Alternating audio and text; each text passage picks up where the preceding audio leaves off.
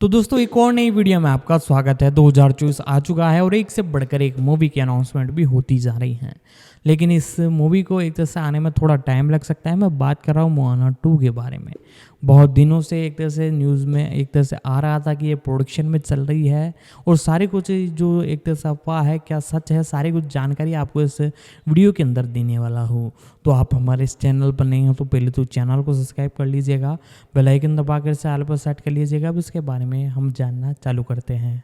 आना, जिसे कुछ बाजारों में वियाना 4 या ओशनिया 5 के नाम से भी जाना जाता है, एक 2016 की अमेरिकी एनिमेटेड संगीतमय फैंटेसी साहसिक फिल्म है जो वॉल्ट डिज्नी एनिमेशन स्टूडियो द्वारा निर्मित और वॉल्ट डिज्नी पिक्चर्स द्वारा वितरित की गई है। फिल्म का निर्देशन जॉन मस्कर और रॉन क्लेमेंट्स द्वारा किया गया था। सह निर्देशन क्रिस विलियम्स और डॉन हॉल द्वारा किया गया था और ओस्नाट शूरर द्वारा निर्मित किया गया था। इसकी पटकथा जैरेड बुश द्वारा लिखी गई थी और कहानी क्लेमेंट्स, मस्कर, विलियम्स, हॉल, पमला रिबन और द्वारा लिखी गई थी। हारून और जॉर्डन कैंडल की लेखन टीम। फिल्म में मोआना की आवाज के रूप में ओलिसी क्रावल्हो हैं और इसमें Dwayne Johnson, राचल house, टिमोएरा Morrison, जेमाइन Clement, Nicol शेरजिंगर और एलन टुडिक की आवाजें भी शामिल हैं। इसमें लिन मैनुअल मिरांडा, ओपेटिया फोई और मार्क मैनेसीना द्वारा लिखे गए मूल गाने और मैनेसीना द्वारा रचित एक ऑर्केस्ट्रा स्कोर भी शामिल है। फिल्म प्राचीन पोलिनेशिया पर आधारित है और एक तटीय गांव के मुखिया की मजबूत इरादों वाली बेटी मोआना की कहानी बताती है, जिसे देवी ते फिती के साथ एक रहस्यमय अवशेष को फिर से मिलाने के लिए समुद्र द्वारा चुना जाता है। जब मोआना के द्वीप पर भयंकर आपदा आती है, तो वह ते फिती के अवशेष लौटाने और अपने लोगों को बचाने की उम्मीद में एक प्रसिद्ध देवता माउई की तलाश में निकल पड़ती है। कथानक मौलिक है, लेकिन पॉलिनेशियन मिथकों से प्रेरणा लेता है। मोआना का प्रीमियर 14 नवंबर 2016 को लॉस एंजल्स के एल कैपिटन थिएटर में AFI फेस्ट के दौरान हुआ और 23 नवंबर को संयुक्त राज्य अमेरिका में नाटकीय रूप से रिलीज किया गया। फिल्म को आलोचकों से सकारात्मक समीक्षा मिली, जिन्होंने इसके एनिमेशन, संगीत और गायन प्रदर्शन की प्रशंसा की। फिल्म ने दुनिया भर में $687 मिलियन से अधिक की कमाई की।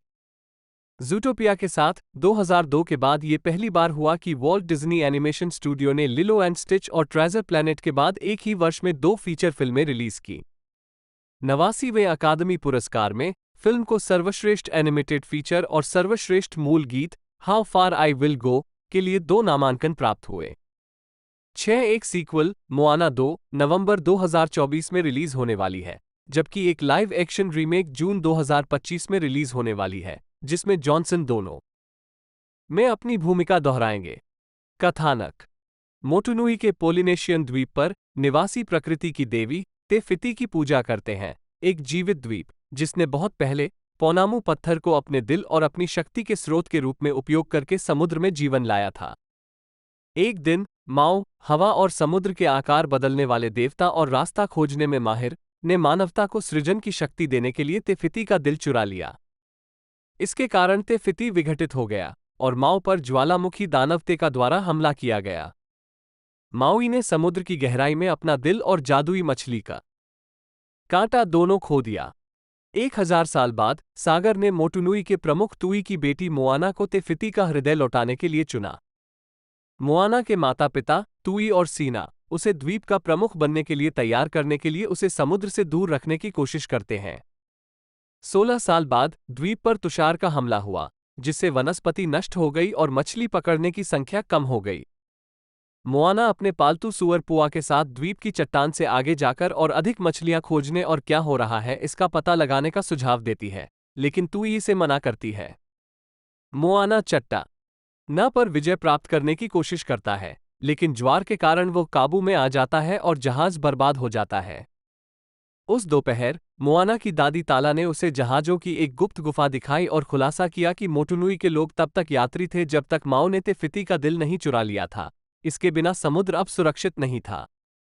ताला बताते हैं कि तेका का अंधेरा द्वीप को नष्ट कर रहा है, लेकिन इसे ठीक किया जा सकता है अगर मोआना को माओ मिल जाए और वह तेफिती के दिल को बहाल कर दे। समुद्र द्वारा दिल दिए जाने के बाद ताल ने इसे मोआना को दे दिया। बाद में ताला गंभीर रूप से बीमार हो जाता है और मोआना को मरने से पहले माओ को ढूंढने के लिए कहता है। मोआना अपने मंदबुद्धि पालतू मुर्गे हेहेई के साथ गुफा से कैमाकाओ पर रवाना होती है, जो उस पर छिप जाता है। वे एक तूफान में फंस जाते हैं और एक द्वीप पर उनका जहाज बर्बाद हो जाता है, जहां उसे माओ मिलती है, जो अपनी उपलब्धियों के बारे में दावा करती है। वो माओई से दिल वापस करने की मांग करती है, लेकिन वो मना कर देता है और उसकी नाव पर जाने से पहले उसे एक गुफा में फंसा देता है। वो भाग जाती है और माओई का सामना करती है, जो अनिच्छा से उसे कैमाकाओ पर जाने देती है। उन पर काकामोरा नामक नारियल समुद्री डाकू द्वारा हमला किया जाता है, जो दिल की तलाश करते हैं, लेकिन मोआना और माओई ने उन्हें मात दे दी। मोआना को एहसास होता है कि माओई अब नायक नहीं है क्योंकि उसने दिल चुराया है और दुनिया को श्राप दिया है, और वो उसे दिल लौटाकर खुद को छुड़ाने के लिए मनाती है। हालांकि माओई को सबसे पहले राक्षसों के क्षेत्र लालोताई में एक विशाल नारियल केकड़े तमातोआ से अपना मछली का कांटा पुनः प्राप्त करने की आवश्यकता है। जबकि मोआना तमातोआ का ध्यान भटकाता है, माओई अपना हुक वापस ले लेता है, लेकिन खुद को अपने आकार परिवर्तन को नियंत्रित करने में असमर्थ पाता है। तमातोआ उस पर हावी हो जाता है, लेकिन मोआना की त्वरित सोच उन्हें हुक से बच निकलने की अनुमति देती है। माओई ने खुलासा किया कि उनका पहला टैटू तब बनाया गया था जब उनके मानव माता पिता ने उन्हें एक शिशु के रूप में छोड़ दिया था, और देवताओं ने उन पर दया करते हुए उन्हें अपनी शक्तियां प्रदान की। मोआना के आश्वासन के बाद माओई उसे रास्ता खोजने, अपनी शक्तियों पर नियंत्रण पाने की कला सिखाती है और दोनों करीब आते हैं। वे ते फिती द्वीप पर पहुंचते हैं, लेकिन तेका द्वारा उन पर हमला किया जाता है। मोआना ने पीछे मुड़ने से इनकार कर दिया, जिसके परिणामस्वरूप माओई का हुक बुरी तरह क्षतिग्रस्त हो गया। फिर से अपना हुक खोने के लिए तैयार नहीं होने पर माओ ने मोआना को छोड़ दिया, जो दिल को बहाल करने के लिए सागर से किसी और को ढूंढने के लिए कहता है और आशा खो देता है। सागर दिल को बाध्य करता है और ले लेता है, लेकिन ताला की आत्मा प्रकट होती है, जो मोआना को उसकी सच्ची बुलाहट खोजने के लिए प्रेरित करती है। वह दिल को पुनः प्राप्त करती है और तेका का सामना करने के लिए वापस आती है। माओ हृदय परिवर्तन के बाद वापस लौटता है और मोआना को तेका से लड़कर ते फिती तक पहुंचने के लिए समय देता है। इस प्रक्रिया में उसका हुक नष्ट हो जाता है। ते फिती को खोजने में असमर्थ होने पर मोआना को एहसास होता है कि तेका ते फिती है, जो उसके दिल के बिना भ्रष्ट हो गई है। समुद्र मोआना के लिए रास्ता साफ कर देता है, जिससे उसका दिल ते फिती को वापस मिल जाता है, जो समुद्र और द्वीपों की दुर्दशा को ठीक करता है। माओ ते फिती से माफी मांगता है, जो गहरी नींद में सो जाने और द्वीप बनने से पहले अपने हुक के साथ साथ मोआना की नाव को भी ठीक कर देता है। मोआना ने माओई और ते फिती को अलविदा कहा, घर लौट आई और अपने माता पिता से दोबारा मिली। वो प्रमुख और पथप्रदर्शक के रूप में अपनी भूमिका निभाती है, माओई के साथ अपने लोगों का नेतृत्व करती है क्योंकि वे यात्रा फिर से शुरू करते हैं। कास्ट करें। दिसंबर 2016 में समोआ में फिल्म के प्रीमियर पर ओलिसी क्रावल्हो मोआना के रूप में ओलिसी क्रावल्हो, जो ग्राम प्रधान तुई और उनकी पत्नी सिना की जिज्ञासु बेटी है और ते फिती के दिल को बहाल करने के लिए समुद्र द्वारा चुनी गई है। क्रावल्हो ने फिल्म के हवाईयन भाषा संस्करण में अपनी भूमिका दोहराई। 7. युवा मोआना के रूप में लुइस बुश। माओई के रूप में ड्वेन जॉनसन, एक महान दृढ़ इच्छाशक्ति वाला लेकिन आसानी से नाराज होने वाला आकार बदलने वाला देवता जो मोआना के साथ अपनी यात्रा पर निकलता है। ताला, तुई की मां और मोआना की दादी के रूप में राचल हाउस। मोआना की तरह ताला में भी समुद्र के प्रति जुनून है और दोनों के बीच बहुत गहरा रिश्ता है। हाउस ने फिल्म की माओरी भाषा में डब में अपनी भूमिका दोहराई। 8. तुई के रूप में टेमुएरा मॉरिसन, मोआना के अत्यधिक सुरक्षात्मक पिता, सीना के पति और ताला के बेटे। वो मोटुनुई द्वीप के प्रमुख हैं। मॉरिसन ने फिल्म की माओरी भाषा में डब में अपनी भूमिका दोहराई। 8. तुई की गायन आवाज के रूप में क्रिस्टोफर जैक्सन। तमाटोआ के रूप में जेमाइन क्लेमेंट, राक्षसों के दायरे, लालोताई का एक विशाल खलनायक, खजाना जमा करने वाला नारियल केकड़ा। क्लेमेंट ने फिल्म की माओरी भाषा में डब में अपनी भूमिका दोहराई। 8.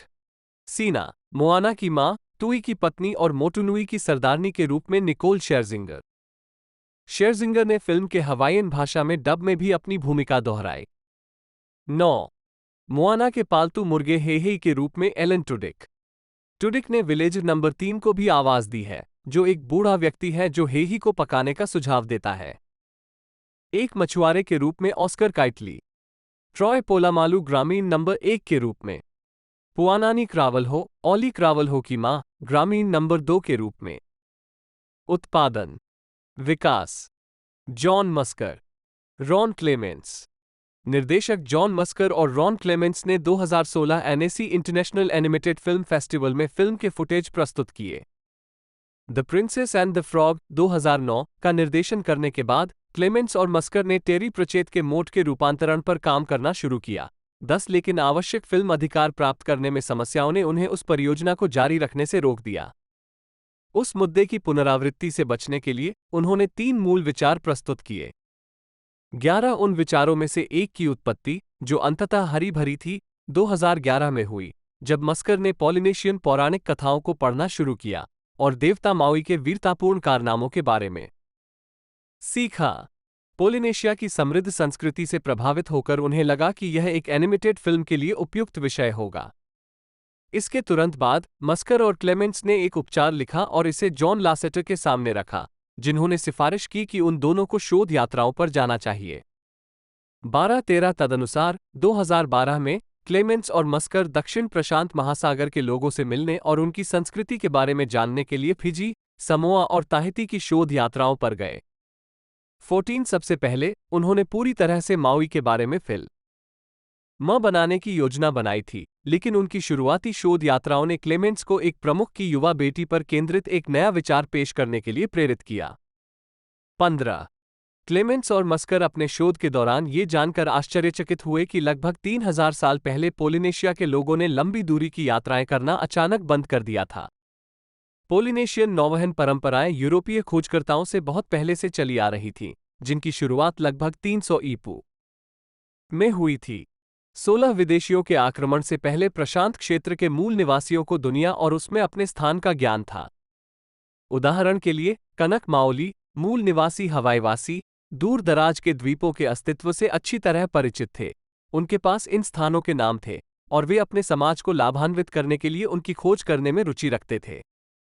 16 इस समुद्री यात्रा विरासत को यूरोपीय कार्डिनल दिशा प्रणाली के बजाय व्यक्तिगत परिप्रेक्ष्य पर आधारित भौगोलिक ज्ञान प्रणाली द्वारा संभव बनाया गया था। 16 इस यात्रा परंपर के रुकने के कारण अज्ञात हैं, लेकिन विद्वानों ने एक संभावित स्पष्टीकरण के रूप में जलवायु परिवर्तन और इसके परिणामस्वरूप समुद्री धाराओं और हवा के पैटर्न में बदलाव की पेशकश की है। 16 प्रशांत क्षेत्र के मूल निवासियों ने 1000 साल बाद फिर से यात्रा शुरू की। क्लेमेंट्स और मस्कर ने उस समय, लगभग 2000 साल पहले, मध्य प्रशांत महासागर में एक काल्पनिक द्वीप पर फिल्म की स्थापना की थी, जिसने फिजी, समोआ और टोंगा के वास्तविक जीवन के द्वीप राष्ट्रों के तत्वों से प्रेरणा ली थी। 17 हालांकि, मोटुनुई वास्तव में चिली पोलिनेशिया में ईस्टर द्वीप के दक्षिण में स्थित एक वास्तविक टापू है। 18 फिल्म के विकास और निर्माण में लगे 5 वर्षों में क्लेमेंट्स और मस्कर ने एक ओशनिक स्टोरी ट्रस्ट बनाने के लिए दक्षिण प्रशांत क्षेत्र से विशेषज्ञों की भर्ती की, जिन्होंने फिल्म की सांस्कृतिक सटीकता और संवेदनशीलता पर परामर्श किया क्योंकि कहानी 9 संस्करणों के माध्यम से विकसित हुई। 19 ट्रस्ट ने नकारात्मक प्रतिक्रिया व्यक्त की, उदाहरण के लिए माओ को गंजे के रूप में चित्रित करने पर और एक प्रस्तावित दृश्य पर जिसमें मोआना ने नारियल फेंककर गुस्सा दिखाया था। जवाब में माउई को लंबे बालों के साथ फिर से तैयार किया गया और नारियल के दृश्य को हटा दिया गया। 15 डिज्नी की आगामी एनिमेटेड फिल्मों की सूची के लिए 2015 D23 एक्सपो के पैनल के दौरान मोआना का अंतिम नाम वाइलिकी दिया गया था, लेकिन अंतिम फिल्म में उस नाम को बरकरार नहीं रखा गया था। 20 लेखन, ताइका वेटिटी ने प्रारंभिक पटकथा लिखी। 21 लेकिन अपने नवजात पहले बच्चे और What We Do in the Shadows पर ध्यान केंद्रित करने के लिए 2012 में न्यूजीलैंड चले गए। 22 वर्षों बाद वेट्टी ने मजाक में कहा कि उनके मूल मसौदे में जो कुछ बचा था वो था EXT ओशन डे। 22 पहला ड्राफ्ट 5 या 6 भाइयों वाले परिवार में एकमात्र बेटी के रूप में मोआना पर केंद्रित था। 23 जिसमें लिंग ने कहानी में भूमिका निभाई। हालांकि भाइयों और लिंग आधारित विषय को कहानी से हटा दिया गया, क्योंकि निर्देशकों ने सोचा कि मोआना की यात्रा खुद को खोजने के बारे में होनी चाहिए। 13 बाद के मसौदे में मोआना के पिता को ऐसे व्यक्ति के रूप में प्रस्तुत किया गया जो नेविगेशन फिर से शुरू करना चाहता था, लेकिन उसे नेविगेशन का विरोध करने के लिए फिर से लिखा गया ताकि वो मोआना पर हावी ना हो जाए। 13 इसके बजाय पमला रिबन फिल्म के लिए एक दादी के चरित्र का विचार लेकर आए, 24 जो मोआना को प्राचीन परंपराओं से जोड़ने के लिए एक गुरु के रूप में काम करेगी। 23 एक अन्य संस्करण मोआना द्वारा अपने पिता को बचाने पर केंद्रित है, जो समुद्र में खोगा। ए थे 25 विकास चरण के दौरान फिल्म की कहानी में भारी बदलाव आया, जो कि अधिकांश डिज्नी फिल्मों के साथ होता है, और वो विचार अंततः पिता की पृष्ठभूमि के एक सूक्ष्म तत्व के रूप में ही जीवित रहा। 25 तेका को फिल्म के शुरुआती ड्राफ्ट में तेपो के रूप में संदर्भित किया गया था।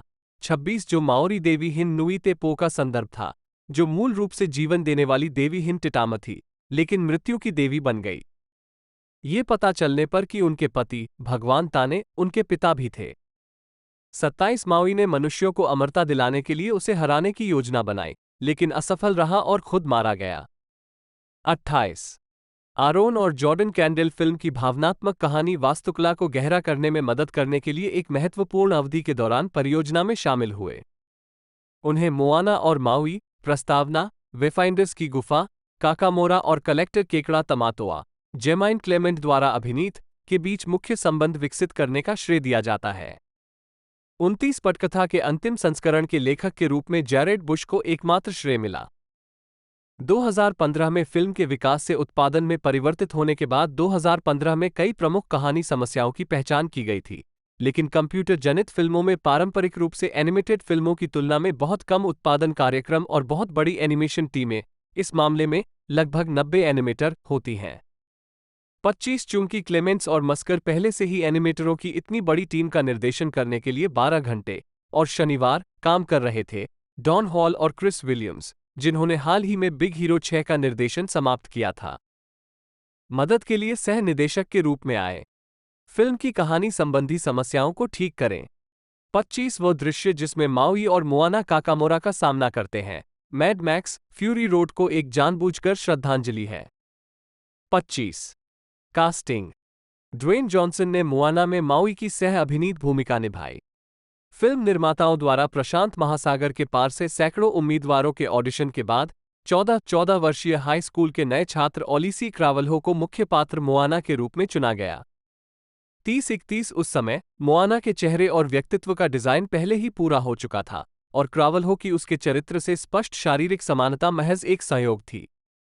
32 एनिमेशन निर्माण के दौरान डिज्नी एनिमेटर क्रावल्हो के कुछ तौर तरीकों को मोआना के व्यवहार में एकीकृत करने में सक्षम थे, जैसा कि स्क्रीन पर दिखाया गया है। 32 फिल्म के अधिकांश कलाकार पॉलिनेशियन वंश के हैं।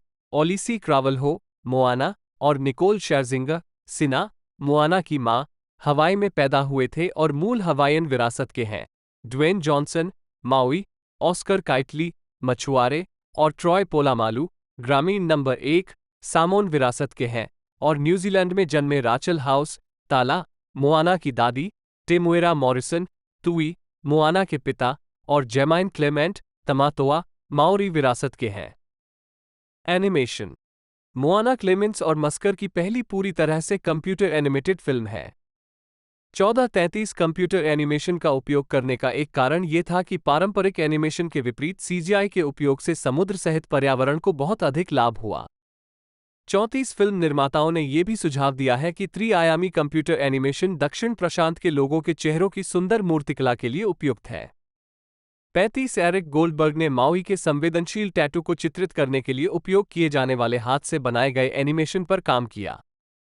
36-37 शुरुआती विकास के दौरान फिल्म निर्माताओं ने हाथ से तैयार किए गए पारंपरिक एनिमेशन के साथ फिल्म बनाने की संभावना पर विचार किया, लेकिन उस शैली में केवल कुछ शुरुआती एनिमेशन परीक्षण ही किए गए थे। अंतिम कट में केवल माओ के टैटू हाथ से बनाए गए हैं। 38 मोआना का निर्माण उत्तरी हॉलीवुड के एक विशाल गोदाम में ज़ूटोपिया के साथ अस्थायी क्वार्टरों में किया गया था, जबकि बर्बैंक में डिज्नी एनिमेशन के मुख्यालय भवन का नवीनीकरण किया जा रहा था। मस्कर ने देखा कि मोआना उस संबंध में द लिटिल मरमेड के समान था, जिसका उत्पादन ग्लेंडेल के एक गोदाम में किया गया था। उत्पादन 20 अक्टूबर 2016 को पूरा हुआ। 39 संगीत और साउंडट्रैक मुख्य लेख मोआना साउंड ट्रैक। फिल्म का साउंड ट्रैक 18 नवंबर 2016 को वॉल्ट डिज्नी रिकॉर्ड्स द्वारा जारी किया गया था। गाने ओपेटिया फोए, मार्क मैनेसीना, जिन्होंने पहले टार्जन और ब्रदर बियर पर स्टूडियो के साथ सहयोग किया था, और लिन मैनुअल मिरांडा द्वारा लिखे गए थे, जबकि स्कोर था मैनसीना द्वारा लिखित। 40-41 गीत अंग्रेजी, समोअन और टोकेलॉन भाषा में हैं। 42 साउंडट्रैक बिलबोर्ड 200 पर दूसरे नंबर पर पहुंच गया। 43 स्थानीयकरण। राचेल हाउस ने मोआना के माओरी संस्करण में अपनी भूमिका दोहराई और डबिंग का निर्देशन अपने हाथ में ले लिया। कई यूरोपीय देशों में ट्रेडमार्क संघर्ष के कारण शीर्षक चरित्र मोआना का नाम बदलकर वियाना कर दिया गया था। शीर्षक में वैकल्पिक नाम रखने के लिए फिल्म को उन देशों में रिलीज किया गया था। 44 इटली में फिल्म को ओशिनिया शीर्षक के साथ रिलीज किया गया था। 45 मीडिया आउटलेट्स ने अनुमान लगाया कि नाम परिवर्तन इतालवी अश्लील अभिनेत्री मोआना पोज़ी के साथ भ्रम से बचने के लिए किया गया था। 46-47 और डिज्नी इटली के नाटकीय विपणन प्रमुख डेविड रोमानी ने स्वीकार किया कि वे एक बैठक में इस मुद्दे के बारे में रहे थे। 2015 में इतालवी प्रदर्शकों की 47 डिज्नी के फ्रोजन के अंतर्राष्ट्रीय प्रस्तुतियों द्वारा लाई गई सफलता के बाद, जिसके परिणामस्वरूप एक पूर्ण सेट एल्बम रिलीज हुआ जिसमें उस समय रिलीज हुए लेट इट गो के सभी आधिकारिक संस्करण शामिल थे, 48 डिज्नी ने इसके लिए एक विशेष ताहिती डबिंग का निर्माण करने का निर्णय लिया।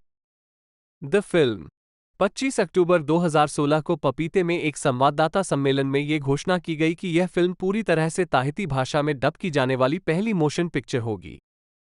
49 ये दूसरी बार है जब डिज्नी ने संस्कृति को समर्पित एक विशेष डबिंग जारी की है जिसने फिल्म को प्रेरित किया। पहला मामला द लायन किंग 1994 था, जिसके लिए निर्देशकों ने जुलू के लिए आवाज अभिनेताओं को चुनने के लिए दक्षिण अफ्रीका की यात्रा की डब किया गया संस्करण। 50 ताहिती डबिंग स्कूलों और संस्थानों में उपलब्ध कराई गई थी, लेकिन जनता के खरीदने के लिए कभी नहीं। 51 मोआना को Walt Disney studio home entertainment द्वारा संयुक्त राज्य अमेरिका में ब्लू-रे 2D और 3D और DVD पर 7 मार्च 2017 को डिजिटल रिलीज के साथ 21 फरवरी 2017 को रिलीज किया गया था। रिलीज में लघु फिल्म इनर वर्किंग शामिल है। ब्लू-रे रिलीज में माउई और मोआना की गॉन फिशिंग नामक एक लघु फिल्म भी प्रस्तुत की गई है। 82 फिल्म ने 4.4 मिलियन यूनिट्स बेची और होम वीडियो बिक्री से $116.3 मिलियन का राजस्व कमाया, जिससे ये 2017 की सबसे ज्यादा बिकने वाली फिल्म बन गई। 83 मोआना को स्ट्रीमिंग सेवा डिज्नी जोड़ पर भी इसकी लॉन्च तिथि 12 नवंबर को रिलीज किया गया था। 2019 84 फिल्म का एक एकल संस्करण 22 जुलाई 2022 को डिज्नी जोड़ पर जारी किया गया था। 85 स्वागत बॉक्स ऑफिस। मोआना ने अमेरिका और कनाडा में $248.70 मिलियन की कमाई की और अन्य देशों में $438.40 मिलियन की, दुनिया भर में कुल $687.2 मिलियन की कमाई की। 22 जनवरी और 16 मार्च 2017 को फिल्म क्रमशः $500 मिलियन और $600 मिलियन के आंकड़े तक पहुंच गई।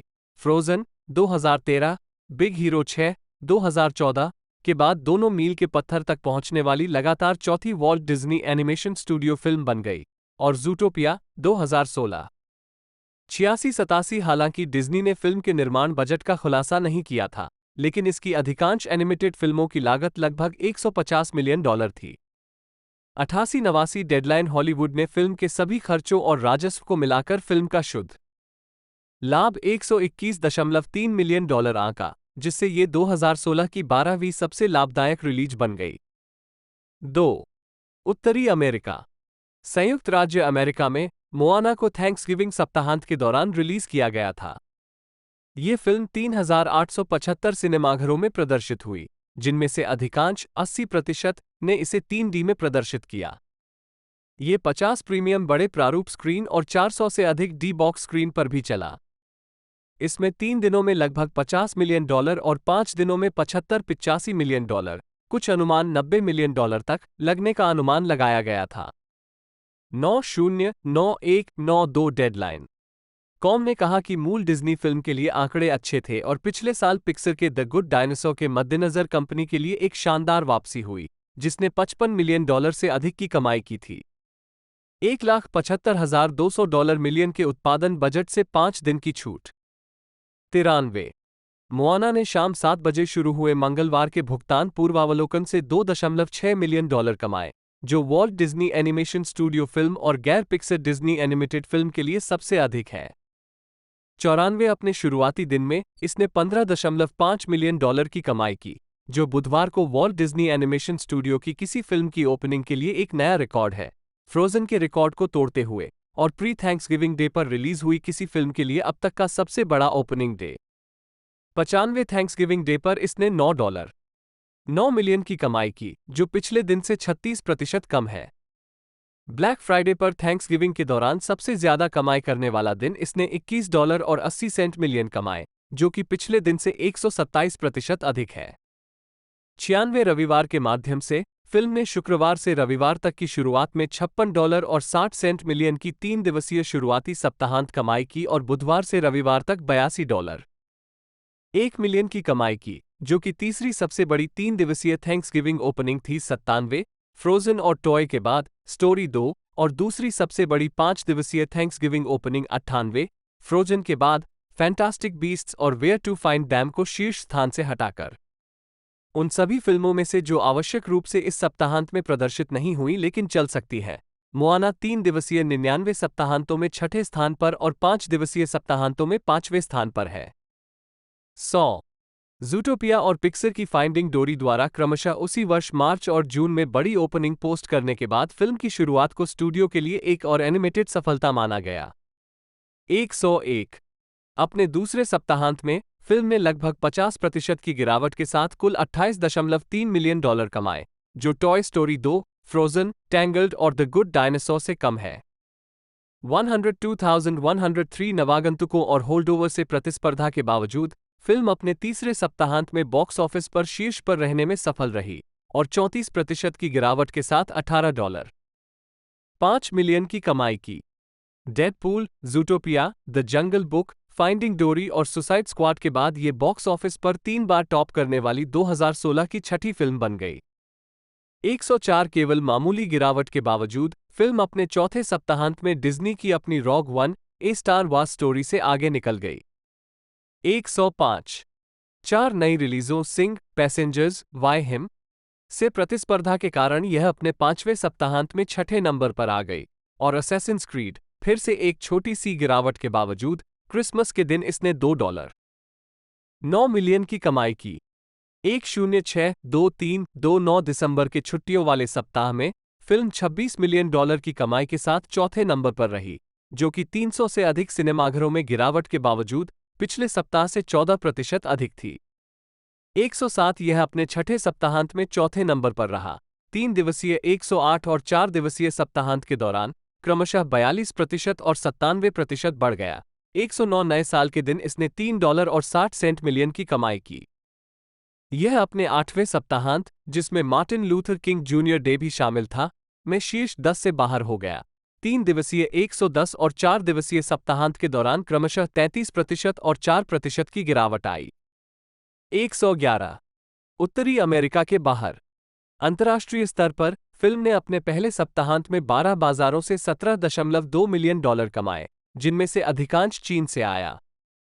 अपने दूसरे सप्ताहांत में फिल्म ने कुल 30 बाजारों में विस्तार किया और $33.7 मिलियन अतिरिक्त जोड़े। 112 चीन में फिल्म ने 25 नवंबर को पहले दिन 113,38,000 स्क्रीनिंग से $1.9 मिलियन कमाए। हालांकि शनिवार और रविवार को इसकी स्क्रीन्स कम होने के बावजूद इसे सप्ताहांत में जबरदस्त उछाल मिला। 114 कुल मिलाकर इसने शुरुआती सप्ताहांत में $3 मिलियन की कमाई की, जो किसी डिज्नी एनिमेटेड शीर्षक के लिए केवल ज़ूटोपिया के बाद दूसरा सर्वश्रेष्ठ है। ये फैंटास्टिक बीस्ट्स और वेयर टू फाइंड डैम के बाद नंबर 2 पर था। मजबूत सोशल मीडिया नंबर स्टूडियो द्वारा वहां देखे गए सबसे ऊंचे प्रदर्शनों में से एक थे, जैसे कि ज़ूटोपिया ने धीमी शुरुआत की और बाद में एक ब्लॉकबस्टर घटना बन गई।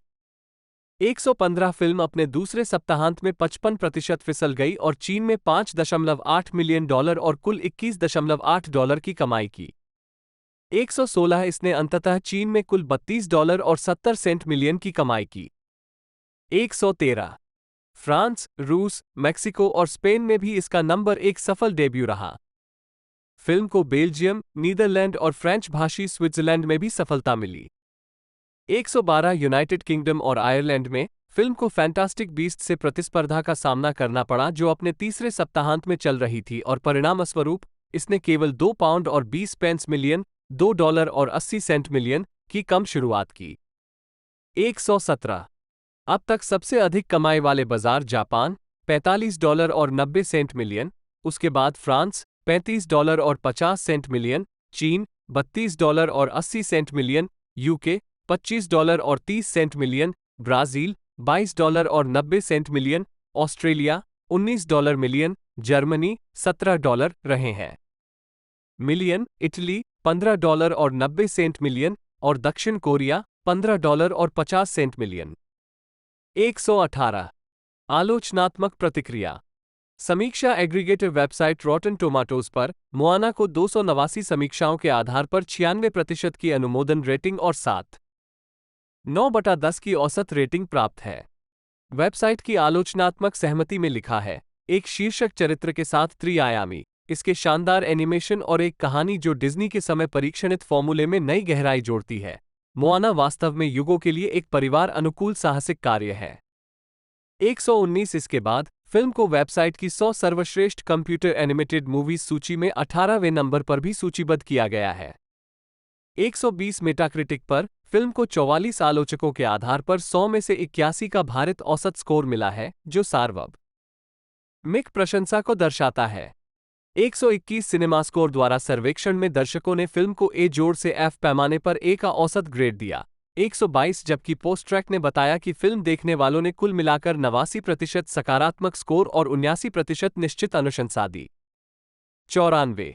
द वॉल स्ट्रीट जर्नल के जो मॉर्गनस्टन ने घोषणा की कि मोआना जितना मैं बता सकता हूं उससे कहीं अधिक सुंदर है, जितना मैं गिन सकता हूं उससे अधिक एनिमेटरों की प्रतिभा के लिए धन्यवाद। 123 एनिमेटर एरिक गोल्डबर्ग को माउई के टैटू के हाथ से बनाए गए एनिमेशन के लिए आलोचकों और दर्शकों से प्रशंसा मिली। उन्होंने दावा किया कि उन्होंने वास्तविक सीजीआई एनिमेटेड मोशन पिक्चर से शो चुरा लिया। 124,125,126 Los Angeles review of books में लिखते हुए वाइची डिमॉक ने मोआना के समुद्र की तुलना जैक लंदन की एक लघु कहानी द वाटर बेबी से करते हुए कहा कि दोनों एनिमेटेड हैं, एक डिजिटल और एनालॉग एनिमेशन के बीच तनाव से, और दूसरा अतिक्रमण कर रहे भविष्य और पीछे हटने में अभी भी सक्षम अतीत के बीच तनाव से। 127। रोजेबट कॉम की क्रिस्टी लेमायर ने फिल्म को 4 में से 3.5 स्टार दिए और कहा, इसमें चमकदार दृश्य, आकर्षक धुनें, आनंददायक प्रदर्शन, चतुर दौड़ने वाले गैग्स और मनोरंजन की समग्र भावना है। ये सब वहां है, और कुछ डरावने क्षणों को छोड़कर यह सभी उम्र के दर्शकों को प्रसन्न करेगा। 128 वैरायटी के पीटर डेब्रूज ने फिल्म की प्रशंसा करते हुए इसे डिज्नी पुनर्जागरण की ऊंचाइयों पर वापसी कहा।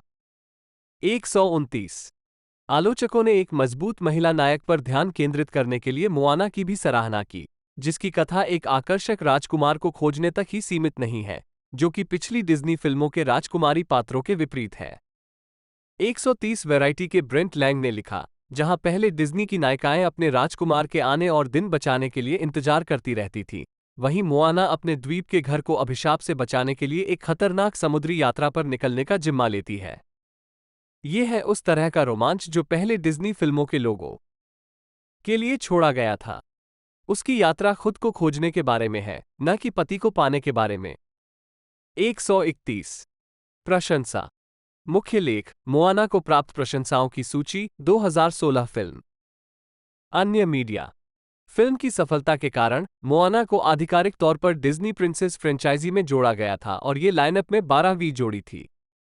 132 डेडलाइन और नीलसन द्वारा 21 जनवरी 2022 को जारी 2021 में सबसे ज्यादा देखे जाने वाले स्ट्रीमिंग शीर्षकों की आधिकारिक सूची के अनुसार मोआना 8.9 बिलियन मिनट के व्यू टाइम के साथ 2021 की दूसरी सबसे ज्यादा स्ट्रीम की गई फिल्म के रूप में स्थान पर है। लुका 2021 से पीछे, जिसे 10.5 बिलियन मिनट तक देखा गया था। 133 अगली कड़ी। मुख्य लेख, मोआना 2। फरवरी 2024 में ये घोषणा की गई थी कि उसी वर्ष नवंबर में डेव डेरिक जूनियर द्वारा निर्देशित एक सीक्वल रिलीज किया जाएगा। फिल्म का 16 सेकंड का पहला लुक भी जारी किया गया था। 134 एक फीचर के रूप में पुनर्विकसित होने से पहले इसे मूल रूप से दिसंबर 2020 में डिज्नी जोड़ के लिए एक टेलीविजन श्रृंखला के रूप में घोषित किया गया था। 135,136 ये फिल्म 27 नवंबर 2024 को सिनेमाघरों में रिलीज होने वाली है। 137,138,139। लाइव एक्शन अनुकूलन। अप्रैल 2023 में हॉलीवुड रिपोर्टर ने बताया कि वॉल्ट डिज्नी पिक्चर्स अपनी प्रोडक्शन कंपनी 7 बक्स प्रोडक्शंस के तहत ड्वेन जॉनसन, डेनी गाजिया और हीराम गाजिया और फ्लिन पिक्चर्स कंपनी के ब्यू फ्लिन द्वारा निर्मित मोआना का एक लाइव एक्शन रूपांतरण विकसित कर रहा था। ऑलिसी क्रावल्हो और स्कॉट शेल्डन द्वारा निर्मित कार्यकारी और जैरेड बुश द्वारा लिखित, जिसमें जॉनसन माउई के रूप में अपनी भूमिका को फिर से दोहराने के लिए तैयार हैं। 140 घोषणा पर जॉनसन ने टिप्पणी की, मोआना की खूबसूरत कहानी को लाइव एक्शन बड़े पर्दे पर लाने के लिए मैं बहुत आभारी हूं और कृतज्ञता से अभिभूत हूं। ये कहानी मेरी संस्कृति है और यह कहानी हमारे लोगों की कृपा और योद्धा शक्ति का प्रतीक है। मैं इस संस्कृति को अपनी त्वचा और आत्मा पर गर्व से धारण करता हूं और मेरे दिवंगत दादा हाई चीफ पीटर मैविया के मन और भावना से प्रेरित माओ के साथ पुनर्मिलन का ये जीवन में एक बार मिलने वाला अवसर है जो बहुत गहरा है मेरे लिए। मैं डिज्नी में अपने साझेदारों को इस विशेष प्रयास के प्रति उनकी मजबूत प्रतिबद्धता के लिए धन्यवाद देना चाहता हूं, क्योंकि हमारे लोगों की कहानी, हमारे जुनून और हमारे उद्देश्य का सम्मान करने के लिए संगीत और नृत्य के क्षेत्र से बेहतर कोई दुनिया नहीं है, जो पॉलिनेशियन लोगों के रूप में हम लोगों के मूल में है। डिज्नी लाइव एक्शन के प्रोडक्शन अध्यक्ष सीन बेली ने स्वीकार किया कि फिल्म के रिलीज होने के 7 साल बाद इसका रीमेक बनाना जल्दबाजी होगी। ऐसी सार्थक कहानी को लाइव पर बताने के लिए इन शानदार साझेदारों के साथ काम करने का विचार आया। एक्शन कैनवास, विशेष रूप से जब हम डिज्नी में कहानी कहने के 100 साल पूरे होने का जश्न मना रहे हैं, रोमांचकारी है। 141 ऑली क्रावल्हो ने एक इंस्टाग्राम वीडियो के माध्यम से घोषणा की कि वो मोआना के रूप में अपनी भूमिका दोबारा नहीं निभाएंगी, बल्कि एक कार्यकारी निर्माता के रूप में काम करेंगी। 142 थॉमस कईल को मई के अंत में निदेशक के रूप में घोषित किया गया था। 143 इस वर्ष के अंत में कास्टिंग शुरू होने की उम्मीद थी, लेकिन 2023 SAG-AFTRA हड़ताल के कारण इसे 8 नवंबर 2023 तक निलंबित कर दिया गया था।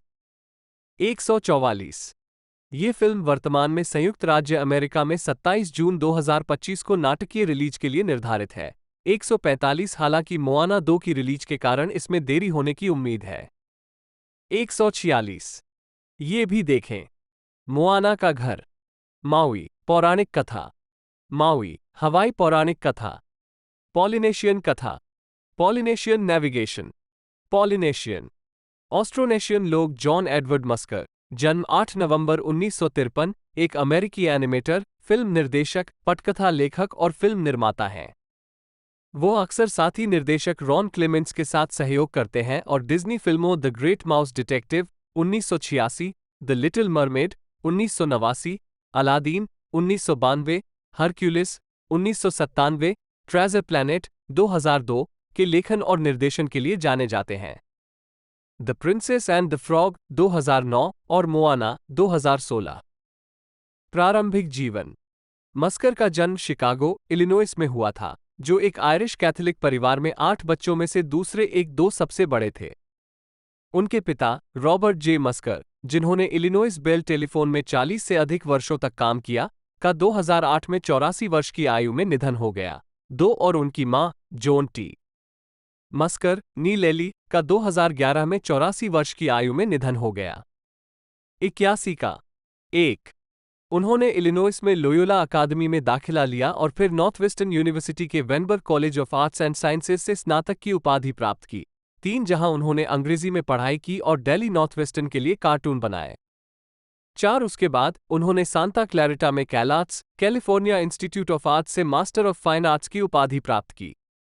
वहां उन्होंने Peter pan 1953, lady and the tramp 1955 और द एरिस्टोक्रेट्स 1970 जैसी डिज्नी फिल्मों के सुपरवाइजिंग एनिमेटर रसिद एनिमेटर फ्रैंक थॉमस के साथ 2 साल की प्रशिक्षुता हासिल की। करियर। 1981 में The Fox and the Hound के निर्माण के दौरान मस्कर की मुलाकात रॉन क्लेमेंट्स से हुई, जहां उन्होंने क्लेमेंट्स और क्लिफ नॉटबर्ग के तहत एक चरित्र एनिमेटर के रूप में काम किया। प्रोजेक्ट से हटाए जाने से पहले मस्कर ने क्लेमेंट्स के साथ मिलकर द ब्लैक कॉल्ड्रॉन में कहानी कलाकार के रूप में काम किया। 5 ईव टाइटस द्वारा बच्चों की पुस्तक श्रृंखला बेसिल ऑफ बेकर स्ट्रीट के एक एनिमेटेड फीचर में रूपांतरण के लिए क्लेमेंट्स की पिच को हरी झंडी मिलने के बाद मस्कर और साथ ही कहानी कलाकार बनी मैटिनसन को मूल निर्देशक के रूप में नियुक्त किया गया, जबकि डेव मिचनर को एक अतिरिक्त के रूप में लाया गया। निर्देशक। छोटे प्रोडक्शन शेड्यूल और कई कहानियों के पुनर्लेखन के कारण रॉय ई डिज्नी ने मैटिनसन को निर्देशक निर्माता के रूप में काम सौंपा, जबकि रॉन क्लेमेंट्स को दूसरे निर्देशक के रूप में लाया गया। 6. द ग्रेट माउस डिटेक्टिव पर काम करते समय नवनियुक्त डिज्नी के सीईओ और अध्यक्ष माइकल आइजनर और जेफरी कैटजिनबर्ग ने अपने पहले आयोजित गोंग शो सत्र के लिए एनिमेशन कर्मचारियों को निमंत्रण जारी किया। केवल 5 नए विचारों की मांग करते हुए क्लेमेंट्स ने हंस क्रिश्चियन एंडरसन की द लिटिल मरमेड का एक रूपांतरण और अंतरिक्ष में ट्रेजर आइलैंड का एक उच्च अवधारणा विचार प्रस्तुत किया, जिसे कैटजिनबर्ग और आइजनर दोनों ने अस्वीकार कर दिया। अगली सुबह कैटजिनबर्ग ने क्लेमेंट्स से संपर्क किया और उनसे अपने प्रारंभिक उपचार का विस्तार करने के लिए कहा। 7. 1986 में द लिटिल मरमेड के निर्माण के साथ मस्कर मूल उपचार को 20 पेज की रफ स्क्रिप्ट में विस्तारित करने, जलपरी की दादी की भूमिका को खत्म करने और मर्मन किंग और समुद्री चुड़ैल की भूमिकाओं का विस्तार करने में क्लेमेंट्स के साथ शामिल हो गए। 8 और थे बाद में ऑफ ब्रॉडवे संगीतकार हॉवर्ड एशमैन और एलन मैनकिन भी इसमें शामिल हो गए, जिन्होंने गीत और संगीत स्कोर पर सहयोग किया। 9 नवंबर 1989 में रिलीज हुई द लिटिल मरमेड को फिल्म समीक्षकों द्वारा डिज्नी एनिमेशन के पुनर्जन्म में एक मील का पत्थर के रूप में सराहा गया और इसने $84 मिलियन की घरेलू कमाई की। 10 दुनिया भर में संचयी रूप से $184 और 20 सेंट मिलियन प्राप्त किए। 11. जब द लिटिल मरमेड पर काम पूरा हो गया तो क्लेमेंट्स और मस्कर ने ट्रेजर प्लैनेट के लिए अपने विचार को फिर से विकसित किया। 12 लेकिन स्टूडियो ने फिर भी उदासीनता व्यक्त की। इसके बजाय दोनों निदेशकों को विकास में 3 परियोजनाओं की पेशकश की गई: स्वान लेक, जंगल का राजा और अलादीन। 13 पिछली डिज्नी एनिमेटेड फिल्मों से अलग एक निराला, तेज गति और अधिक समकालीन मूड की इच्छा रखते हुए निर्देशकों ने अंततः बाद वाले को चुना। 14. एशमैन और मैनकिन के उपचार और संगीत स्कोर से काम करते हुए दोनों ने अप्रैल 1991 में कैटजिनबर्ग को एक कहानी रील दी, जिसे दृढ़ता से अस्वीकार कर दिया गया। 14 कई पात्रों और कहानी के विचारों को हटाकर और टेड इलियट और टेरी रॉसियो को सह पटकथा लेखक के रूप में जोड़कर प्रोडक्शन टीम ने 8 दिनों में पूरी कहानी का पुनर्गठन किया। 15 नवंबर 1992 में रिलीज हुई अलादीन को आलोचकों से सकारात्मक समीक्षा मिली और यह घरेलू स्तर पर $200 मिलियन से अधिक की कमाई करने वाली पहली एनिमेटेड फिल्म बन गई। 16. अलादीन पर काम करने के बाद क्लेमेंट्स ने मस्कर के साथ ट्रेजर प्लैनेट पर अपना काम फिर से शुरू किया, जिसे 1993 में कैटजिनबर्ग ने फिर से अस्वीकार कर दिया, जिन्होंने बाहरी अंतरिक्ष में एक क्लासिक साहसिक कहानी के अनुकूलन को स्थापित करने को अस्वीकार कर दिया। 12 ट्रेजर प्लैनेट को मंजूरी देने से पहले एक और व्यावसायिक फिल्म बनाने के लिए 2 निर्देशकों के साथ एक सौदा हुआ। डॉन क्विक्सोट द ओडिसी और around the world in 80 days जैसी विकास परियोजनाओं को अस्वीकार करते हुए बाद में उन्हें हरक्यूलिस फीचर के लिए एनिमेटर जो हेदर की पिच के बारे में सूचित किया गया और उन्होंने परियोजना पर हस्ताक्षर किए। 17. राचल जेसिका ते आओ मारामा हाउस ओएनजेडेम, जन्म 20 अक्टूबर 1971, न्यूजीलैंड की एक अभिनेत्री और निर्देशक हैं। एक अभिनेता और निर्देशक के रूप में उनके योगदान के लिए उन्हें कला पुरस्कार विजेता एंजेड ऑर्डर ऑफ मेरिट, WIFT एंजेड से मन वाहिन और ते वेपुना ए रंगी मटारिकी अवार्ड्स सहित कई पुरस्कार प्राप्त हुए हैं। वो Whale Rider 2002, Boy 2010, Hunt for the Wilderpeople 2016, Thor Ragnarok 2017, Penguin Bloom 2020, Cousins, Millie Lies Low और द मून फिल्मों में अपनी भूमिकाओं के लिए जानी जाती हैं। अपसाइड डाउन सभी 2021, नेक्स्ट गोल विंस और द पोर्टेबल डोर दोनों 2023 हैं। टेलीविजन में हाउस 2022 में नेटफ्लिक्स रीबूट श्रृंखला हार्टब्रेक हाई में प्रिंसिपल स्टेसी वुड्सी वुड्स के रूप में नियमित श्रृंखला बन गया। उसी वर्ष हाउस एप्पल टीवी जोड़ श्रृंखला फाउंडेशन 2 और ABC श्रृंखला बे ऑफ फायर्स में भी दिखाई दिया। 2023 में हाउस ने HBO मैक्स कॉमेडी अवर फ्लैग मीन्स डेथ के सीजन 2 में समुद्री डाकू मैरी रीड की भूमिका निभाई। हाउस एक विशिष्ट आवाज अभिनेता भी है, जिन्हें डिज्नी के मोआना 2016 में ग्रैमा टैला और पिक्सर के सोल 2020 में टेरी के रूप में उनकी भूमिकाओं के लिए जाना जाता है। 2023 में उन्होंने पिक्सर के कोको, 2017 के माओरी भाषा संस्करण में ग्रैंडमा कोको को आवाज दी। उन्होंने टेलीविजन के लिए कई एनिमेटेड श्रृंखलाओं में अभिनय किया है, जिनमें Sherwood, The Lion Guard, Amphibia, Pinecone और Pony, What If, Kiff और कोआ मैन। एक अभिनय कोच के रूप में हाउस ने टॉप ऑफ द लेक और the power of the dog 2021 के लिए जेन कैंपियन के साथ काम किया है, और Taika Waititi on Boy 2010, Hunt for the Wilderpeople 2016, Jojo rabbit 2019 और नेक्स्ट गोल विंस 2023 के साथ। 2008 में हाउस को प्राग फिल्म स्कूल में 2 लघु फिल्मों के निर्देशन के लिए प्रशंसा मिली, सर्वश्रेष्ठ निर्देशक का पुरस्कार और सर्वश्रेष्ठ फिल्म ऑडियंस अवार्ड प्राप्त हुआ। उनके निर्देशन में बनी पहली फिल्म द माउंटेन का प्रीमियर 2024 में तारानाकी, एओटेरोआ न्यूजीलैंड में होगा। 2 प्रारंभिक जीवन। हाउस का जन्म 20 अक्टूबर 1971 को ऑकलैंड में हुआ था और उनका पालन पोषण कामो, वांगारेई में उनके दत्तक स्कॉटिश माता पिता जॉन और शीला हाउस ने किया था। 3 उनकी माओरी इवी, आदिवासी संबद्धताएं नगाती मुतुंगा, ते इतियावा और नगाई ताहियू हैं। 4 करियर। अभिनय।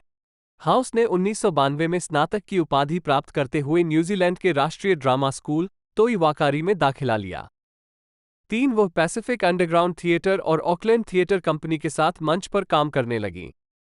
3 उन्होंने कई प्रमुख प्रस्तुतियों में अभिनय किया है, जिन्होंने राष्ट्रीय और अंतर्राष्ट्रीय स्तर पर दौरा किया है, जिसमें होन कुका की वेओरा, कैरोल एनी डफी की द वर्ल्ड्स वाइफ और यूके, न्यूजीलैंड के सह उत्पादन ब्यूटी एंड द बीस्ट शामिल हैं। 3 हाउस के फिल्मी काम में वेल राइडर, ईगल बनाम शार्क, बॉय और व्हाइट लाइज में भूमिकाएं शामिल हैं। 5 उनकी टेलीविजन प्रस्तुतियों में मेडिगन्स क्वेस्ट और गेलिन प्रेस्टन की श्रृंखला होप एंड वाई शामिल हैं।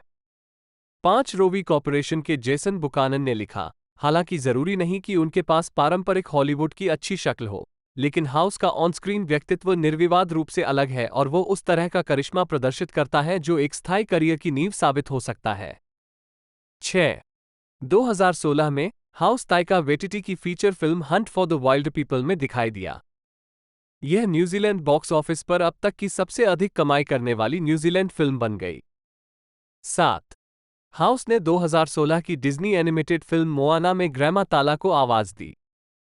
8 2017 में उन्होंने थॉर रग्नारोक में ग्रैंड मास्टर के अंगरक्षक पुखराज की भूमिका निभाई। 9 2019 में वो बिलबर्ड में प्रमुख भूमिकाओं में से एक थीं, एक ऐसी फिल्म जिसे कई अंतर्राष्ट्रीय फिल्म समारोहों में कई पुरस्कार मिले। 2020 में उन्होंने पिक्सर एनिमेटेड फिल्म सोल में टेरी को आवाज दी। 14 वो ऑस्ट्रेलियाई 2023 comedy drama series Bay of Fires में मुख्य भूमिकाओं में से एक निभाती है। 15 हाउस निर्देशक ताइका वेटिटी का लगातार सहयोगी है, जो उनकी फिल्मों ईगल बनाम shark, boy, Hunt for the wild people और थॉर रग्नारोक में दिखाई देता है, और boy, Hunt for the wild people और जोजो रैबिट में युवा अभिनेताओं के लिए अभिनय कोच के रूप में काम करता है।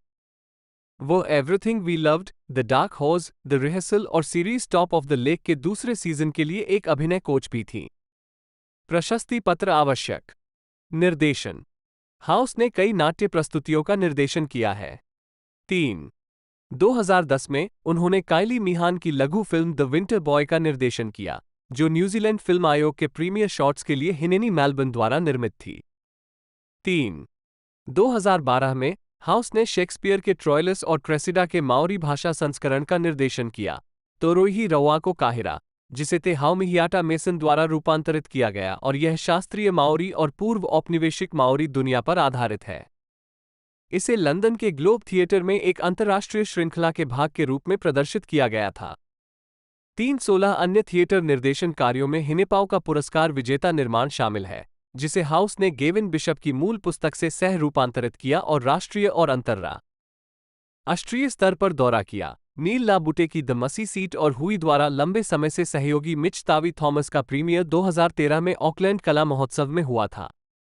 3 2016 में हाउस ने ऑकलैंड स्थित थिएटर कंपनी साइलो थिएटर के मीडिया के प्रोडक्शन का निर्देशन किया, जो ऑस्ट्रेलियाई थिएटर निर्माताओं केट मुल्विनी और एनी लुइस सार्क्स द्वारा बनाई गई यूरिपिड्स मिथक की एक समकालीन रिटेलिंग थी। 17 मान्यता। 1995 में हाउस ने ब्रायर ग्रेस स्मिथ द्वारा अपने एकल महिला शो नगा पॉ वाहिन के लिए वर्ष की सबसे होनहार महिला नवागंतुक चैपमैन ट्रिप थिएटर पुरस्कार जीता।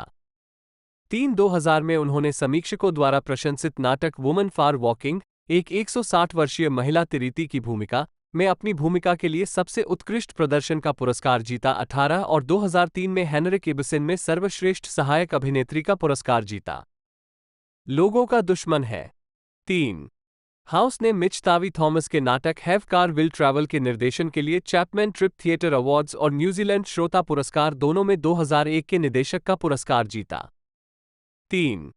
उन्होंने 2008 में प्राग फिल्म स्कूल में दाखिला लिया और वहां पढ़ाई के दौरान बनाई गई उनकी 2 लघु फिल्मों के लिए उन्हें सर्वश्रेष्ठ निर्देशक और सर्वश्रेष्ठ फिल्म दर्शक पुरस्कार से सम्मानित किया गया। 3। 2012 में उन्हें न्यूजीलैंड आर्ट्स फाउंडेशन का लॉरिएट अवार्ड मिला, जो भविष्य के विकास के लिए प्रमुखता और उत्कृष्ट क्षमता वाले कलाकार के लिए विभिन्न कला रूपों में उत्कृष्टता में निवेश के रूप में दिया जाता है। उसी वर्ष उन्होंने तोरोही रउआ को काहिरा के निर्देशन के लिए चैपमैन ट्रिप थिएटर अवार्ड्स में प्रोडक्शन ऑफ द ईयर और डायरेक्टर ऑफ द ईयर का पुरस्कार जीता। 3। 2016 में हाउस को कैमरे के सामने और पीछे, थिएटर और फिल्म में उनके शानदार योगदान के लिए WIFT फिल्म और टेलीविजन में महिलाएं NZ मन वाहिन पुरस्कार मिला। 19। 2017 क्वींस बर्थडे ऑनर्स में हाउस को प्रदर्शन कलाओं की सेवाओं के लिए न्यूजीलैंड ऑर्डर ऑफ मेरिट का अधिकारी नियुक्त किया गया था। 20। फिल्मोग्राफी। फिल्म वर्ष शीर्षक भूमिका टिप्पणियां 2002 वेल राइडर शिलो, 2004 भंग टैक्सी ड्राइवर, 2006 उत्तम प्राणी फोरेंसिक महिला, 2007 ईगल बनाम शार्क नैन्सी टेमोएरा डेरेक मॉरिसन एमेंजेडेम, जन्म 26 दिसंबर 1960, न्यूजीलैंड के एक अभिनेता हैं जिन्होंने पहली बार अपने देश में सोप ओपेरा शॉर्टलैंड स्ट्रीट में डॉक्टर होन रोपाटा की भूमिका निभाकर पहचान हासिल की थी। उन्होंने 1994 की फिल्म वंस वेयर वॉरियर्स और इसके 1999 के sequel What Becomes of the Broken Hearted में जैक द मज़हेके की भूमिका के लिए आलोचकों की प्रशंसा हासिल की। न्यूजीलैंड के बाहर मॉरिसन को स्टार वार्स मल्टीमीडिया फ्रेंचाइज में उनके काम के लिए जाना जाता है, जिसमें उन्होंने जांगो फेट की भूमिका के साथ साथ क्लोन ट्रूपर्स और जांगो के क्लोन बेटे बोबा सहित उनके कई आनुवंशिक क्लोनों की भूमिका निभाई है। उन्होंने 2002 की film attack of the clones में जांगो की भूमिका निभाई। मॉरिसन ने 2004 में द एम्पायर स्ट्राइक्स बैक की पुनः रिलीज विभिन्न स्टार वार्स वीडियो गेम में बोबा फेट की आवाज प्रदान की और वह द मांडलोरियन 2019 वर्तमान और स्पिन के दूसरे सीजन में बा को पूरी तरह से चित्रित करेंगे। Of show the book of Boba Fett 2021-2022। 2022 में ब्लैक ऑप्स थ्रिलर श्रृंखला इको 3 में भी उनकी आवर्ती भूमिका थी। मॉरिसन को डिज्नी के मोआना 2016 में शीर्षक चरित्र के पिता चीफ तुई को आवाज देने और DCEU फिल्मों एक्वामैन 2018, द फ्लैश और एक्वामैन एंड द लॉस्ट में आर्थर करी के पिता टॉम करी की भूमिका निभाने के लिए भी जाना जाता है। किंगडम दोनों 2023 में। प्रारंभिक जीवन। मॉरिसन का जन्म 26 दिसंबर 1960 को न्यूजीलैंड के उत्तरी द्वीप पर रोटोरुआ शहर में हुआ था। वो हाना मॉरिसन, नी स्टैफोर्ड और संगीतकार लॉरी मॉरिसन के बेटे हैं। एक वह ते अरावा, नगाती वाकाओ और तेनुई, नगाती मनियापोटो, नगाती रारुआ, वाका पापा का माओरी है और उसके पास स्कॉटिश और आयरिश वंश भी है। 2-3 उनकी बहन कलाकार टैनी मॉरिसन थी और उनके चाचा संगीतकार सर हॉवर्ड मॉरिसन थे। उनकी माध्यमिक शिक्षा वेस्ले कॉलेज, ऑकलैंड और western Heights high school, Rotorua में हुई। करियर। मॉरिसन ने अपने फिल्मी करियर की शुरुआत 1973 की फिल्म रंगीज कैच में शीर्षक किरदार निभाकर की। उन्होंने New Zealand special performing arts training scheme के तहत नाटक में प्रशिक्षण लिया। उनकी शुरुआती अभिनीत भूमिकाओं में से एक 1988 की फिल्म नेवर से डाई में लिसा एल्बेकर के साथ थी। इसके बाद उन्होंने 1992 से 1995 तक टेलीविजन सोप ओपेरा शॉर्टलैंड स्ट्रीट में डॉक्टर होन रोपाटा की भूमिका निभाई। वो तब अमर हो गए जब एक अन्य पात्र ने उन्हें अब आप ग्वाटेमाला में नहीं हैं, डॉक्टर रोपाटा कहकर डांटा। 1994 में उन्होंने वंस वेयर वॉरियर्स में हिंसक और अपमानजनक माओरी पति जैक द मज़हेके की भूमिका के लिए ध्यान आकर्षित किया, जो इसी नाम के एलन डफ के उपन्यास का फिल्म रूपांतरण था। ये फिल्म न्यूजीलैंड में रिलीज हुई सबसे सफल स्थानीय शीर्षक बन गई और विदेशों में कई देशों में बेची गई। इस भूमिका ने उन्हें अंतर्राष्ट्रीय स्तर पर प्रशंसा दिलाई और उन्हें 1994 के न्यूजीलैंड फिल्म और टेलीविजन पुरस्कारों में नाटकीय भूमिका में सर्वश्रेष्ठ पुरुष प्रदर्शन का पुरस्कार मिला। उन्होंने अगली कड़ी what becomes for the Broken Hearted में भूमिका दोहराई, जिसके लिए उन्हें न्यूजीलैंड फिल्म अवार्ड से सर्वश्रेष्ठ अभिनेता का पुरस्कार मिला। अपने प्रदर्शन के लिए मिली प्रशंसा के बावजूद मॉरिसन ने 2010 में कहा कि उन्हें भूमिका के कारण टाइपकास्ट महसूस हुआ, इस हद तक कि यह मेरे गले में चक्की का पत्थर जैसी थी। 1996 में उन्होंने फिल्म बार्ब वायर में पमला एंडरसन के साथ एक्सेल की भूमिका निभाई।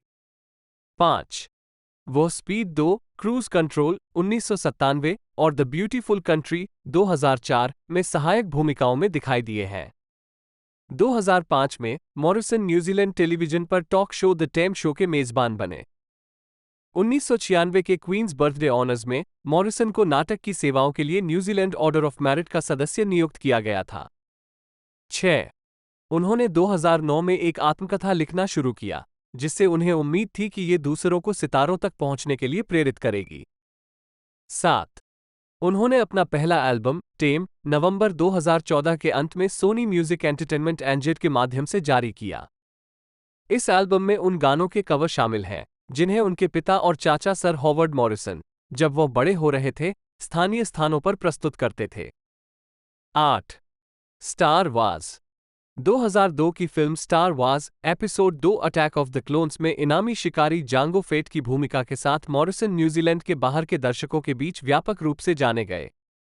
फिल्म के कथानक के एक भाग में जांगो के डीएनए से निर्मित क्लोनों की एक सेना शामिल है। मॉरिसन ने क्लोनों के लिए आवाज अभिनय भी प्रदान किया।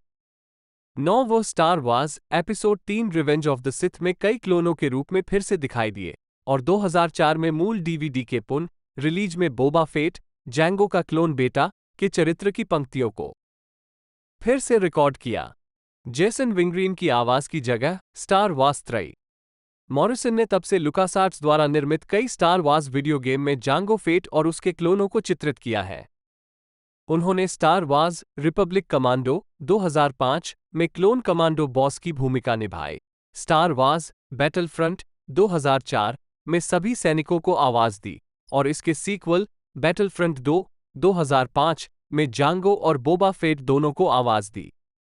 मॉरिसन ने अपने क्लोनों के साथ स्टार वार्स बाउंटी हंटर 2002 चरित्र पर केंद्रित एक गेम और Lego Star Wars The Video Game 2005 में जांगो के रूप में अपनी भूमिका दोहराई, लेकिन बाद में उन्हें श्रेय नहीं दिया गया।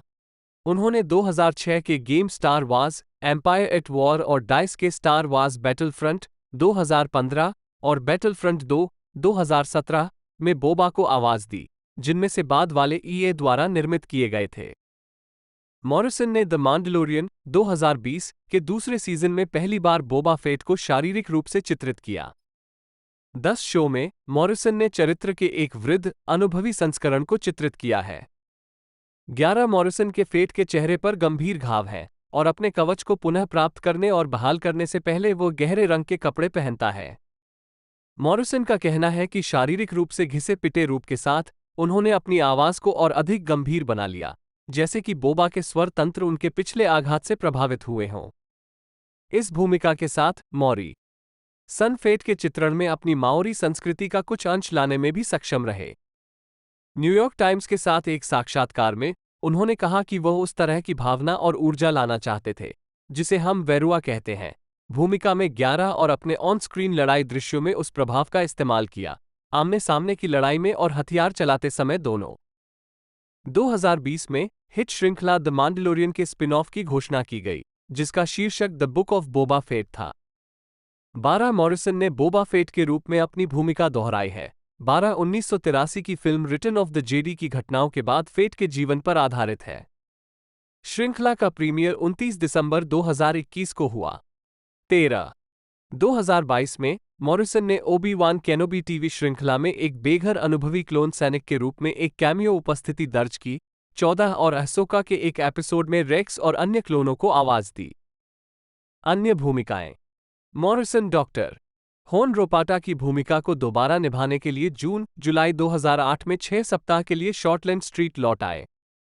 2008 में मॉरिसन न्यूजीलैंड के skit comedy television show pulp sport में भी दिखाई दिए, जहां वह एक स्केच में दिखाई दिए जिसमें उनके क्लोन होने का मजाक उड़ाया गया था। मॉरिसन डीसी कॉमिक्स से संबंधित कई फिल्मों में दिखाई दिए हैं। 2011 की फिल्म ग्रीन लैंटर्न में उन्होंने अबिन सूर की भूमिका निभाई। 2018 में उन्होंने एक्वामैन में शीर्षक चरित्र के पिता लाइट हाउस कीपर टॉम करी की भूमिका निभाई। मॉरिसन ने 2023 में रिलीज हुई द फ्लैश और दिसंबर 2023 में रिलीज हुई Aquaman and the lost kingdom में भूमिका दोहराई। 16. व्यक्तिगत जीवन। किसी जीवित व्यक्ति की जीवनी के इस खंड को सत्यापन के लिए अतिरिक्त उद्धरणों की आवश्यकता है। विश्वसनीय सूत्र जोड़कर कृपया मदद करें। जीवित व्यक्तियों के बारे में बिना स्रोत वाली या खराब स्रोत वाली विवादास्पद सामग्री को लेख और उसके वार्ता पृष्ठ से तुरंत हटा दिया जाना चाहिए, खासकर यदि संभावित रूप से अपमानजनक हो। स्रोत ढूंढें। टेमोएरा मॉरिसन समाचार पत्र किताबें विद्वान JSTOR। जनवरी 2022। जाने कि इस टेम्पलेट संदेश को कैसे और कब हटाना है। मॉरिसन न्यूजीलैंड में रहते हैं और अपना समय वहां, ऑस्ट्रेलिया और संयुक्त राज्य अमेरिका में फिल्मांकन के बीच बांटते हैं। 1980 के दशक के उत्तरार्ध में all girl group when the cats away की गायिका किम विलोबी के साथ रिश्ते से उनका एक वयस्क बेटा है और पीट मेलबॉर्न के साथ एक बेटी। मॉरिसन का साथी एशली हाउडेन सैडलियर है, 17, जो माओरी वंश, विशेष रूप से तुहो और नगाती पोरो वंश का है। फिल्मोग्राफी। फिल्म वर्ष शीर्षक भूमिका टिप्पणियां 1972 रंगी की पकड़ रंगी। 1984 अन्य आधे भाग टोनी। 1988 कभी हार मत मानो अल्फ विंटर्स। मौरी युवा सिपाही। घास काटने वाला सार्जेंट हैरिस टेलीविजन फिल्म। 1994 एक समय योद्धा थे जैक द मज हेके। 1996 कंटिया तार एक्सलहुड। डॉक्टर मोरो का द्वीप अजाजेलो। टूटी फूटी अंग्रेजी मनु। छोटे सफेद झूठ टिम। मार खाने वाला लड़का जैक टेलीविजन फिल्म। 1997 गति 2 क्रूज नियंत्रण फर्स्ट मेड जूलियानो जेमाइन एटिया महाना क्लेमेंट। जन्म 10 जनवरी 1974। 2 न्यूजीलैंड के एक अभिनेता, हास्य अभिनेता, संगीतकार और फिल्म निर्माता हैं। उन्होंने ब्रेट मैकेंजी के साथ म्यूजिकल कॉमेडी जोड़ी फ्लाइट ऑफ द कॉनकॉर्ड्स के रूप में कई एल्बम जारी किए हैं और BBC और HBO दोनों के लिए एक ही नाम की एक कॉमेडी श्रृंखला बनाई है, जिसके लिए उन्हें 6 प्राइम टाइम एमी नामांकन प्राप्त हुए। उन्होंने eagle versus shark 2007, gentleman Broncos 2008, main in black 3 2012, people place things 2015, humour me 2017, the festival 2018 और अवतार जैसी फिल्मों में भूमिकाएं निभाई हैं। पानी का रास्ता 2022। उन्होंने डेस्पिकेबल मी 2010, रियो 2011 और रियो 2 2014, मोआना 2016 और द लेगो बैटमैन मूवी 2017 के लिए आवाज देने का काम भी किया है। 2014 में उन्होंने What We Do in the Shadows के साथ अपने निर्देशन की शुरुआत की, जिसे उन्होंने ताइका वेटिटी के साथ सह-लिखित, सह-निर्देशित और सह-अभिनय भी किया और बाद में उसी नाम की FX टेलीविजन श्रृंखला के लिए एक शो में रूपांतरित किया। प्रारंभिक जीवन। क्लेमेंट 3 का जन्म 10 जनवरी 1974 को वेरारापा के मास्टरटन में हुआ था। 4 और उनका पालन पोषण उनकी मां और दादी मैकारा ने अपने 2 भाइयों के साथ एक श्रमिक वर्ग के परिवार में किया था। 3-5 क्लेमेंट अपनी मां के वंशज माओरी, नक्ती कहूंगुनु के हैं और रंगतिरा, प्रमुख, इरेया ते अमा ओ ते रंगी ते वाइती के प्रत्यक्ष वंशज हैं, जो उनके परदादा हैं। पिछली जो मूवी हमें देखने को मिली थी वो तकरीबन देखने को मिली थी 14 नवंबर 2016 को और कई जगह से 22 नवंबर 2016 को रिलीज़ किया गया था। इंडिया की रिलीजिंग डेट भी यही थी और टोटल मूवी की लेंथ मैं आपको बता चुका हूँ 117 मिनट टोटल इसकी लेंथ है। साथ ही साथ मूवी के बजट के बारे में बात की जाए तो उस समय में इसका बजट तकरीबन 150 से 175 मिलियन डॉलर्स के बीच में इसका बजट था।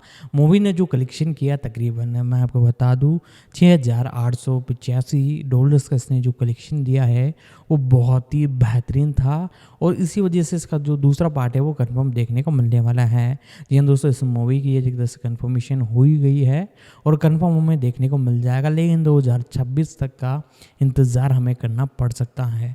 बाकी और कोई अपडेट आती है जैसे कि फोर्जिन जो मूवी थी 3 की एक तरह से फोर्जिन 3 उसकी रिलीजिंग डेट कंफर्म कर दी गई है 2026 के अंदर दिसंबर या नवंबर में हमें कंफर्म देखने को मिल जाएगी। तो वैसे इसकी कोई एक तरह से डिसाइड रिलीजिंग डेट या कोई अपडेट निकल कर आती हैं तो मैं आपको बता दूंगा। दोस्तों आज की इस वीडियो में दोस्तों इतना ही, मिलते हैं अगले वीडियो में।